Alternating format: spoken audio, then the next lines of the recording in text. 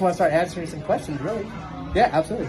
So you said that you spent all of your last nickels and pennies to start this business. Would you explain that a little bit more? Yeah, absolutely. I mean, I was 28 years old. I was in a facility. I was out of recovery agency, which now they call, well, actually they've been calling them that, but it's a collection agency. And I started from scratch. But this wasn't your big bad wolf collection agency. I was always in some sort of sales job.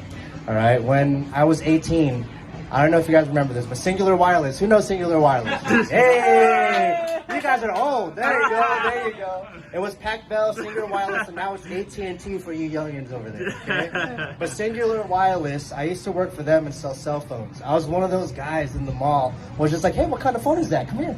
Hey, what kind of phone is that? Come here. All right, cool. Let me sell you 4 phones, even though you only need 1. So that was my first job in sales, and I finally figured out that was something that I wasn't necessarily good at, but I was passionate about. I loved sales. So I tried to jump in different types of sales positions. I got into real estate. I did loans. I'm 34 right now. So this was in the big boom when everything started going crazy. And I never grew up with any type of money. So having anything in my bank account was insane.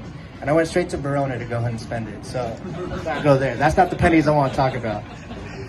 Anyways, I got into job to job, sold cars for 7 years, and then I finally get into this ARS place. It's called ARS. It's right off of Grand. I'm gonna tell you an ironic story right after this, okay? And it's perfect timing. Today's just perfect. All right. So anyways, I work at ARS, which is a collection agency, and I worked there for 4.5 years. I busted my ass. Started from bottom, right, just like anyone else. I barely graduated high school. College, you guys want to know what I took? I took surfing. I swear to you. I took surfing. I kid you not. Yeah, I took surfing as my first class and only class in college. All right. I took humanities because someone told me it was cool, and I was like, what is this? All right. So anyways, I get in there and I work at ARS and I work my way up. I get to a point where I was making, my last year there, I made $96,000. So for someone that doesn't have barely graduated college or barely graduated high school, had surfing as my only credit in college, to make something even close to 6 figures was outlandish, right? But then again, I got married. I had my honeymoon. They called me in. They gave me those 3 options.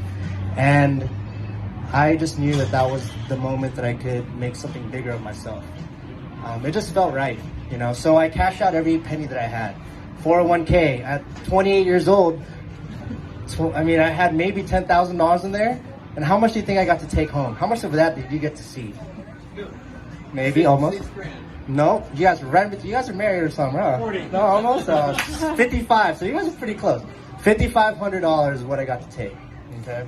So from that $5,500, I summed up the courage and I asked my mom, I know you have life savings, and she's already 61 at this point, so she's ready to retire. So I asked Mama, my last chance, I promise. I know you're about to retire. Can I just borrow a little bit of money? I promise you I'm going to do everything I can to make sure I pay it back. I'm going to pay it back sooner than you ever think. Just give me a year to pay it back. I promise I'll make it happen. So I took that option 3. And I took that $400. Actually, it was $450 every 2 weeks for unemployment.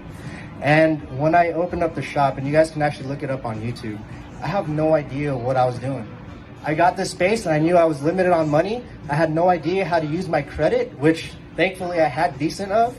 And I started doing construction. I did 0 years of construction. All right. I knocked down walls and I don't even know how to put them back up.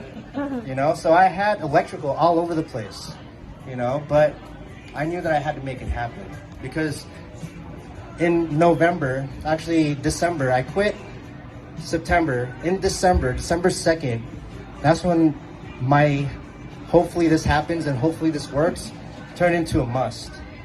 And then when I turned it into a must, that's when everything changed. Because going back to plan B just became no option. I wasn't an option anymore. It was only about making sure plan A worked. So I used the little money that we had. Mind you, my mom's 61, but her life savings was barely just as much as mine. Okay, so I made that work and I made it into a must. And then within 3 years, that must turned into 3 barbershops. Within 4 years, we turned that must into 3 barbershops and a barber school. Within 5 years, That's right now. Yeah. You know what's ironic about this, guys? All right, that place ARS is on Grand Avenue. Okay, it's on Grand Avenue in downtown Escondido.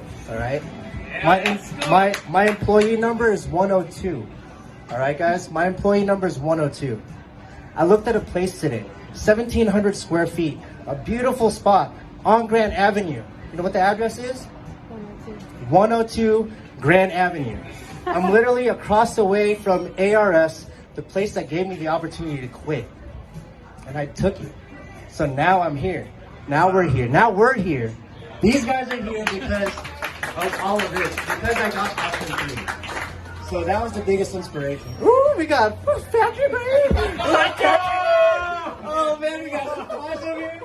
Yeah, well, you better put me on live, boy. We used to play basketball together. We're secret love. No, but really that.